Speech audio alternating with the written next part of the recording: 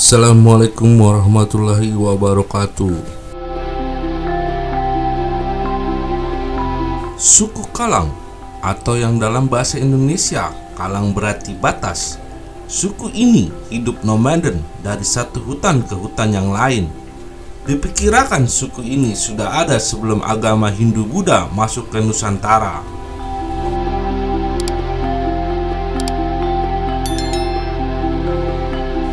Dalam agama Hindu mengenal pembagian kasta untuk masyarakat, sehingga suku Kalang makin tersisih pada masa kerajaan Hindu-Buddha di Nusantara. Orang Kalang tidak menerima atau memeluk agama Hindu-Buddha. Mereka tetap mempertahankan kepercayaan asli warisan leluhur masa prasejarah dengan melakukan pemujaan kepada arwah nenek moyang yang dipercaya bersemayam di puncak-puncak gunung, di pegunungan-pegunungan dan daratan tinggi.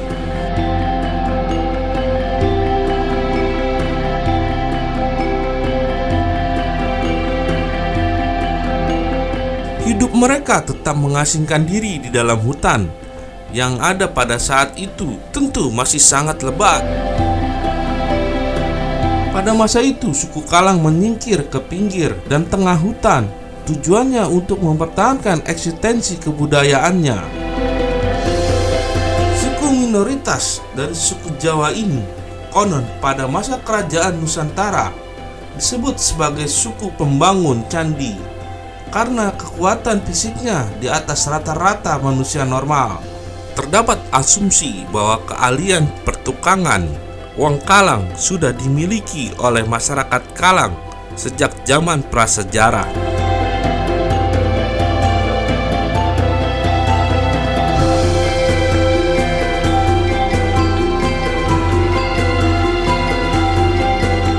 Selain itu, kebiasaan masyarakat Kalang yang masih percaya keberadaan leluhur sebagai pendamping dan penjaga kehidupan tidak mau bersosialisasi dengan orang lain.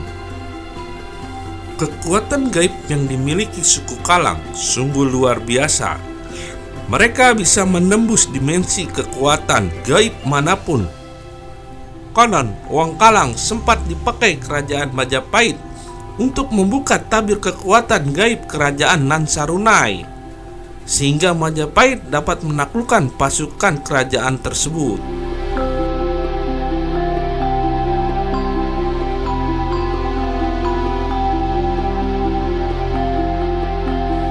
Keberadaan suku Kalang tercatat dalam prasasti Kamalagi atau kuburan candi di Desa Tegal Sari, Kawedanan, Tegar Harjo, Kabupaten Malang yang berangka tahun 753 Saka atau 831 Masehi.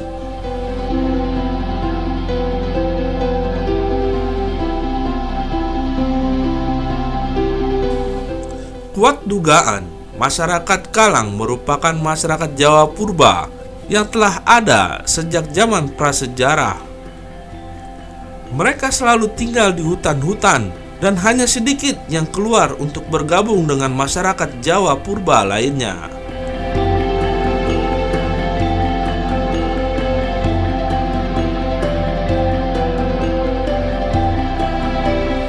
Makam atau kuburan Wong Kalang yang tersebar di daerah Bojonegoro, Blora, dan di beberapa tempat di wilayah Jawa Tengah dan Jawa Timur memiliki ciri-ciri khusus, yakni pusara ditimbun batu-batu dan menghadap ke sungai.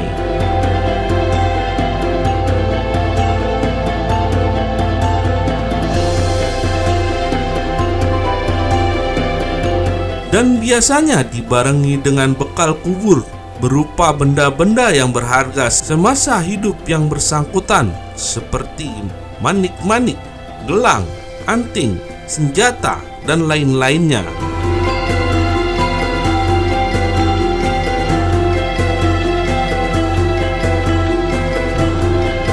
Namun sayangnya, situs kuburan Wong Kalang ini banyak dijarah oleh orang-orang yang tidak bertanggung jawab untuk memburu bekal kubur Wong Kalang yang dinilai memiliki magis yang tinggi.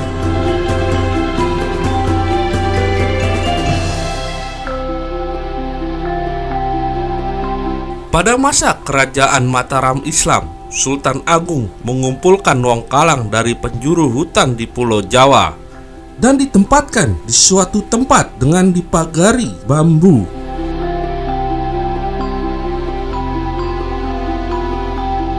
Tujuan Sultan Agung mengumpulkan Wong Kalang adalah untuk dijadikan ahli petukangan dalam membangun istana Kerto yang terbuat dari kayu. Dalam komunitas tersebut juga diangkat kepala suku atau lurah yang mengatur semua kebutuhan Wong Kalang kala itu.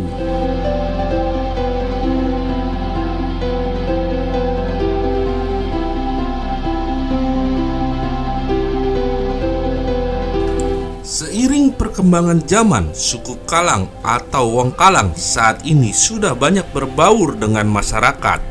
Mereka tidak ada bedanya dengan suku Jawa lainnya.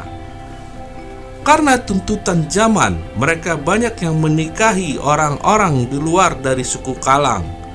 Padahal, pada masa kerajaan, Wong Kalang dilarang keras menikahi orang-orang dari luar suku Kalang karena untuk menjaga kerahasiaan dan keturunan mereka.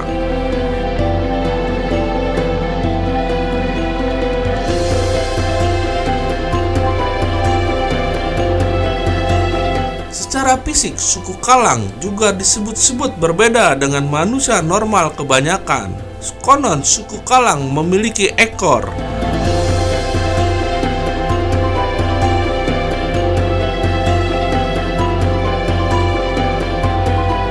Salah satu warga Ambarawa, Jawa Tengah, Dery A, seperti dikutip portal okezone.com, Dery mengaku keturunan suku Kalang generasi kelima. Menurut Dery, di kalangan keluarga, yaitu tante dan kedua keponakannya, masih ada yang memiliki ekor.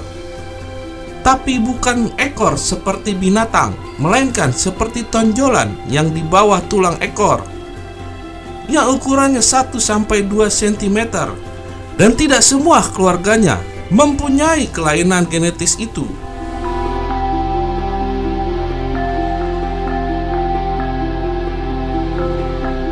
Dery mengatakan kelainan yang dimiliki ketiga saudari perempuannya tersebut sangat mengganggu, bahkan mereka tidak bisa duduk berlama-lama karena sakit. Kelainan itu tentu mengganggu karena mereka tidak betah duduk berlama-lama, soalnya sakit. Bahkan keponakan saya sampai sekarang usianya 26 tahun sudah mempunyai anak, tidak bisa naik sepeda motor karena memang dilarang. Takut kalau jatuh terduduk bakal terjadi sesuatu yang mengkhawatirkan, terang Dery.